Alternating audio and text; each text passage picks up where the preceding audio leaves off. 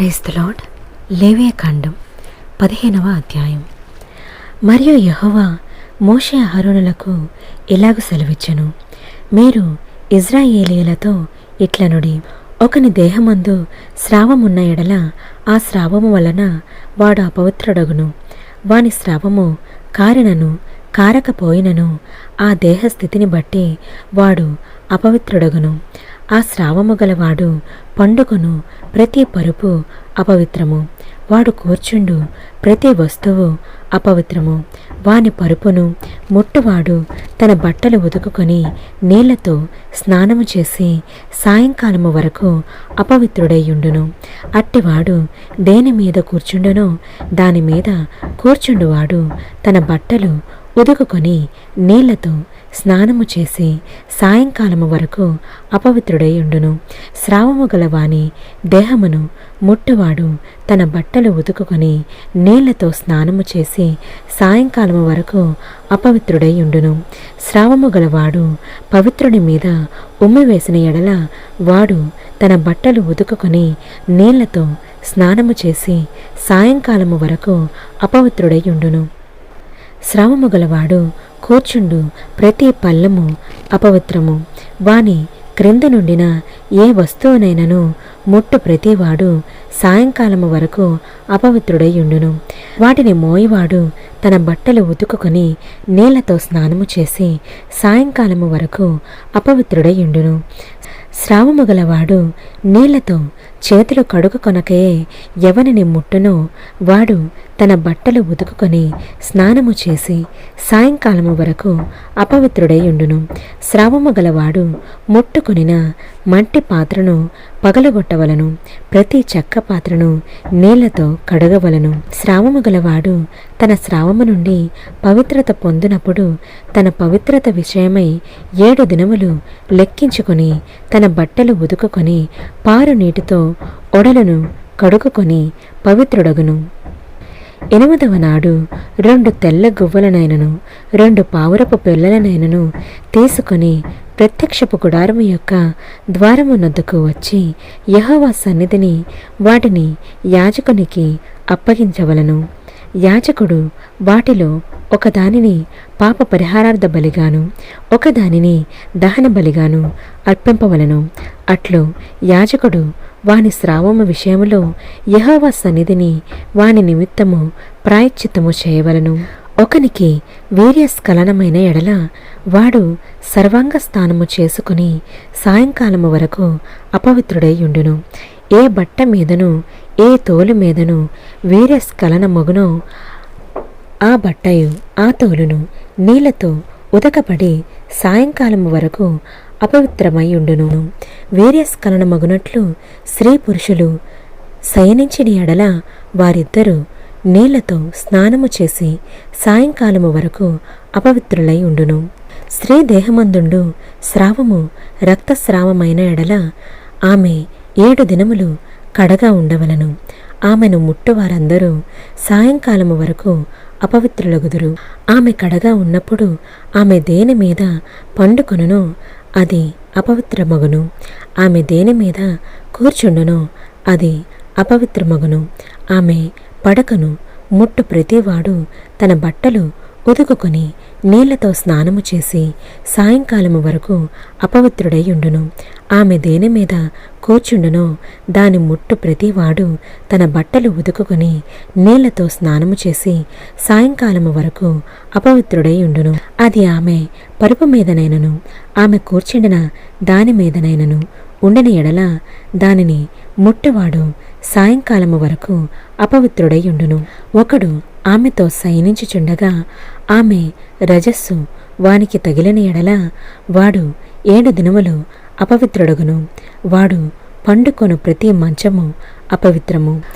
ఒక స్త్రీ కడగా నుండు కాలమునకు ముందుగా ఆమె రక్తస్రావము ఇంకా అనేక దినములు స్రవించినను, ఆమె కడగా నుండు కాలమైన తరువాత స్రవించినను ఆమె అపవిత్రత ఆమె కడగా నుండు దినములలో వలనే ఆ స్రావ దినములన్నీ ఉండును.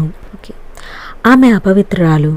ఆమె స్రావ దినములన్నీ ఆమె పండుకొను ప్రతి మంచము ఆమె కడగానున్నప్పటి మంచము వలె ఉండవలను.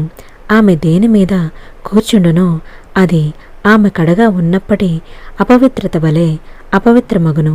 వాటిని ముట్టు ప్రతివాడు అపవిత్రుడు. వాడు తన బట్టలు ఉతుకుకొని నీళ్లతో స్నానము చేసి సాయంకాలము వరకు అపవిత్రుడై ఉండును. ఆమె ఆ స్రావము కుదిరి పవిత్రురాలైన ఎడల ఆమె 7 దినములు లెక్కించుకొని అవి తీరిన తరువాత పవిత్రురాలగును. 8వ నాడు ఆమె 2 తెల్ల గువ్వలనైనను 2 పావురపు పిల్లలనైనను ప్రత్యక్షపు గుడారము యొక్క ద్వారమునకు యాజకుని యొద్దకు తేవలను. యాజకుడు ఒకదానిని పాప పరిహారార్థ బలిగాను, ఒకదానిని దహన బలిగాను అర్పింపవలను. అట్లు యాజకుడు ఆమె స్రావ విషయమై యెహోవా సన్నిధిని ఆమె నిమిత్తము ప్రాయశ్చిత్తము చేయవలను. ఇశ్రాయేలీయులు తమ మధ్య నుండి నా నివాస స్థలమందు అపవిత్రపరచునప్పుడు వారు తమ అపవిత్రత వలన చావకుండునట్లు వారికి అపవిత్రత కలగకుండా మీరు వారిని కాపాడవలను. స్రావము గలవాని గూర్చియు వీర్యస్ఖలనము వలనే అపవిత్రత గలవాని గూర్చియు కడగానున్న బలహీనురాలి గూర్చియు స్రావము గల స్త్రీ పురుషులను గూర్చియు అపవిత్రురాలితో శయనించేవాని గూర్చియు విధింపబడినది ఇదే. ఒక స్త్రీ కడగా ఉన్నప్పుడు అంటే తనకి రక్తస్రావము అయ్యే పీరియడ్స్ టైంలో అపవిత్రురాలు అని ఎవరు తనని ముట్టకూడదు అని బైబిల్లో ఉందా అంటే అవును ఉంది. పీరియడ్స్ టైంలో స్త్రీ అపవిత్రురాలు అని ఉండడం మాత్రమే కాదు, పాత నిబంధనలో ఇలాంటి ఏ రక్తస్రావమైన వారైనా అది పురుషుడైనా స్త్రీ అయినా కూడా అపవిత్రమైన మనిషి అని వ్రాయబడి ఉంది. అంతేకాదు పురుషులకు వీర్యస్ఖలనము అయినప్పుడు అతడు అపవిత్రుడు అని కూడా పాత నిబంధనలో వ్రాయబడి ఉంది. కానీ నా సహోదరుడా, ఇక్కడ మనము తెలుసుకోవాల్సిన విషయం ఏంటి అంటే యేసయ్య పాత నిబంధన నెరవేర్చడం మాత్రమే కాదు, పాత నిబంధనలో కొన్ని విషయాలను కొట్టివేశాడు కూడా. అందులో ఇది ఒకటి. పాత నిబంధనలో కుష్ఠము వస్తే అతడు అపవిత్రుడు అని వ్రాయబడి ఉంది. ఎవరు అతన్ని ముట్టకూడదని కూడా వ్రాయబడి ఉంది. కానీ కొత్త నిబంధనలో యేసయ్య కుష్ఠరోగిని ముట్టి స్వస్థపరిచారు. అలాగే పాత నిబంధనలో స్త్రీ రక్తస్రావముతో ఉంటే ముట్టకూడదని ఉంది. కానీ యేసయ్య 18 ఏళ్ల నుంచి రక్తస్రావంతో బాధపడుతున్న స్త్రీని ముట్టి స్వస్థపరిచారు. అంటే యేసయ్యే కడగా ఉన్న ఒక స్త్రీని తన స్వహస్తాలతో ముట్టి స్వస్థపరిచారు. కనుక యేసయ్య మన అపవిత్రతను భరించడానికే ఈ భూమికి వచ్చారు అని మనం గ్రహించవలసి ఉన్నాము. ఇలా యేసయ్యే మన అపవిత్రతను తీసివేశారు. ఈ అధ్యాయం ద్వారా దేవుడు మీతో ఏం మాట్లాడాడో మాతో కూడా తెలియచేయండి. దేవుని వాక్యం పట్ల మీకున్న ఆసక్తిని బట్టి సంతోషిస్తున్నాను. God bless you. ప్రార్థన. పరిశుద్ధ తండ్రి, పరిశుద్ధ దేవ, పరలోకమందున్న నా యేసయ్య, మీకే స్తోత్రము. దేవా, ఈ అధ్యాయం ద్వారా మాతో మాట్లాడినందుకు నిన్నే స్తుతిస్తున్నాను. దేవా, ఎన్నో మర్మాలను మాకు బయలుపరుస్తున్నందుకు నిన్నే గలపరుస్తున్నాను. దేవా, నీ జ్ఞానమును మాకు బోధిస్తున్న నా తండ్రి, మీకే స్తోత్రము. అవును తండ్రి, స్త్రీ కడగా ఉన్నప్పుడు ముట్టకూడదని ఈ ప్రపంచంలో చాలామంది ఇప్పటికే అంటూనే ఉంటారు. అది పాటిస్తున్న వారు కూడా చాలామంది ఉన్నారు. కానీ ప్రభువా, మా అపవిత్రతను తొలగించిన దేవుడివి నీవు. అది స్త్రీ మాత్రమే కాదు, పురుషుని అపవిత్రతను కూడా నీవు దూరంపరచడానికి దేవా సిలువను నీ రక్తమును కార్చియున్నావు.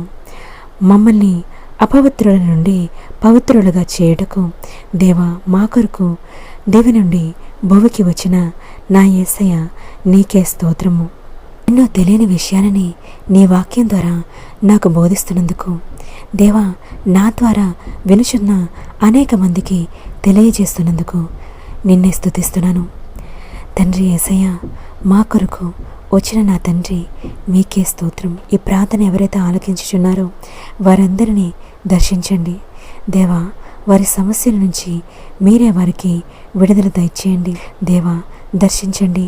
నీ బిడ్డలు దేని గురించి అయితే ప్రార్థిస్తున్నారో వారి జీవితాల్లో అది జరుగుటకు నీ ద్వారములు తెరవమని యేసయ్యా, ఎవరైతే అనారోగ్యంతో ఉన్నారో వారందరినీ దర్శించండి. నీ గాయపడిన హస్తంతో తాకి వారిని స్వస్థపరచమని యేసు నీ ఘనమైన నామంలో అడిగి వేడుకొనుచున్నాను నా పరలోకపు తండ్రి. ఆమేన్, ఆమేన్, ఆమేన్.